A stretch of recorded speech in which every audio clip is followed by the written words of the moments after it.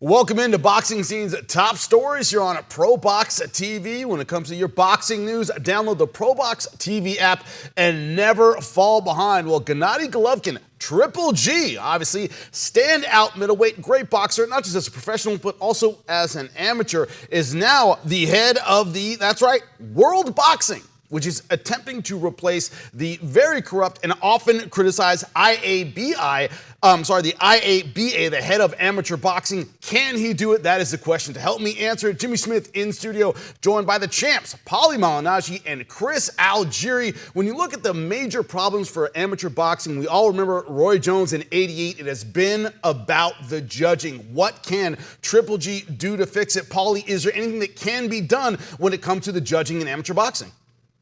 I think, there's a lot of nepotism in this kind of thing, where the people are connected to people at the top, and there's never consequences that are, punishable enough or severe enough, sorry, to enforce changes. We've gone to different rule sets, we've gone to different scoring systems, gone to a lot of things.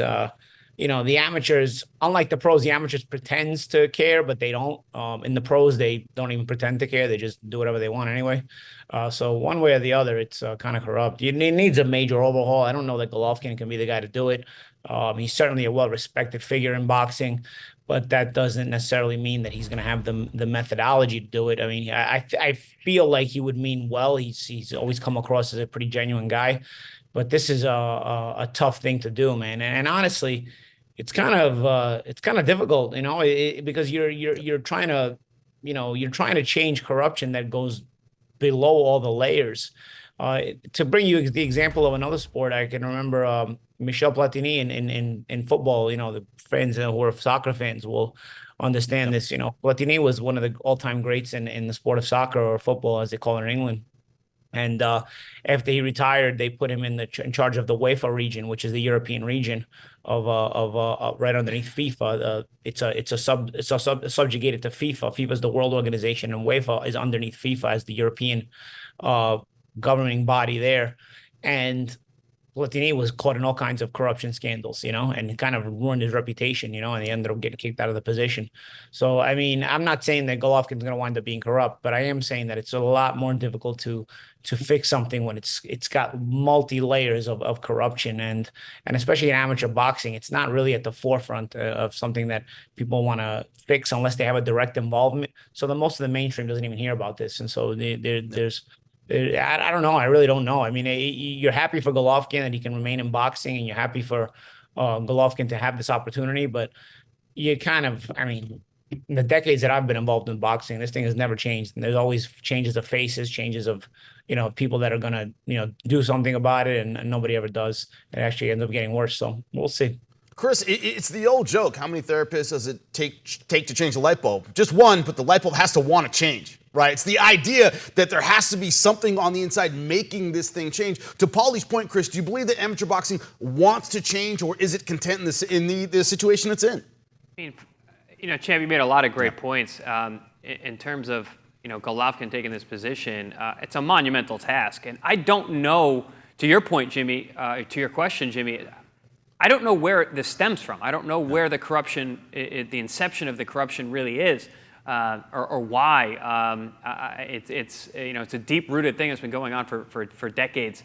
And to your point, Champ, there's less people who really care about it. They wanted to cut boxing from the Olympics, so it's really, people don't really care that much about amateur boxing.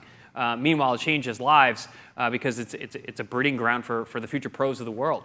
And so it's this is a very, very difficult thing to weigh in on.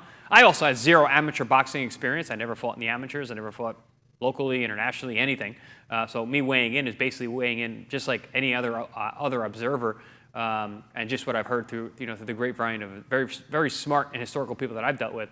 But yeah, it seems to be very rife with corruption throughout, which a lot of amateur sports are, a lot of Olympic sports are as well. And anytime you have subjective scoring, there's always going to be that illusion or that veneer of it being fair, because there's always going to be characters behind the scenes who are able to make things happen through whoever knows, hush money or favors or acts, whatever the case may be. one hand washes the other in these kinds of situations. But in terms of Golovkin being appointed to this, I like the idea of taking very well-known professional fighters, guys who carry a lot of pull in terms of the media and it brings attention to these things. Maybe that's the route. Maybe that the fact that a guy like Golovkin, maybe get some other guys who were involved. Even Jake Paul himself was trying to help the amateur program. Got more guys like that, so more eyes become available to maybe uncover some of this. It's a curious thing. But also I think about, I know we're the movie reference guys, right? It makes me think of Serpico, where you got the one guy who's doing everything on the level. The guys around them don't like that. If everybody's on the take, the guy who's there on the level, a Triple G, they're not going to like that guy, and we're going to see how long that guy stays there. So interesting. This actually might unveil how crooked things are depending on how long Triple G is there. That's a world situation. That's not just in boxing, right? Yeah, well, all of this is corruption in general. There's corruption everywhere. JK, But look what's going on in New York City right now. Yep. The corruption with the mayor. Guys, this stuff is not just boxing. Well, that's what with JFK, he was the only one trying to do the right thing, I thought, but it's a different thing. But Paul, they eliminate you. That's what I'm saying. Is Golovkin going to be able to change it, or are they going to eliminate you? That's what I'm saying. Will he become a victim of the corruption that he's trying to fight? So that's the other route. That's the other side. But Paulie, what I'm curious about when you talk about this is this idea that in America, the last Olympic gold medalist was Andre Ward. He's a retired professional. When I was a kid, the kind of gateway to stardom was an Olympic gold medal. Oscar De La Hoya, Pernell Whitaker, right? All the ones I grew up watching were Olympic gold medalists first. Has that become something the American public is just less interested in? It hasn't necessarily led to professional success, so we don't care as much. What's your thought about that?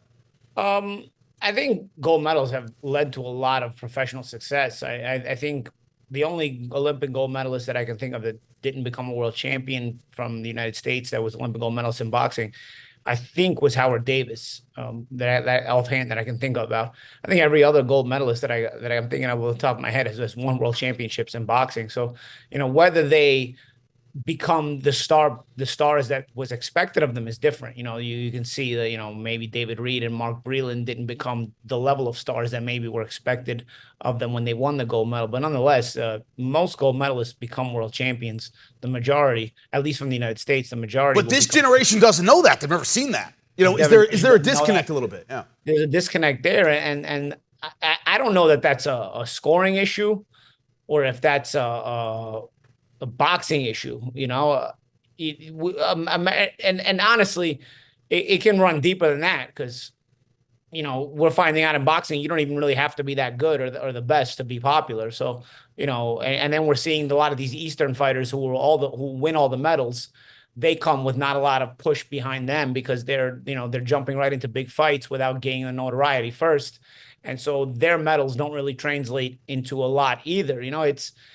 There's sort of been the waters have been a little bit muddied here, where the West rewards mediocrity as long as it's popular, and the East is still trying to be, the Eastern mentality is to try to be the best, but it's not rewarding you with, as we say in New York, the fazuls, the money, it's not giving you as much popularity as it once may have. You think of guys like Oscar De La Hoya when he won his gold medal, he just catapulted him. Sugar Ray Leonard, he just catapulted him to a different level. So, yeah, I think the entire landscape has sort of changed.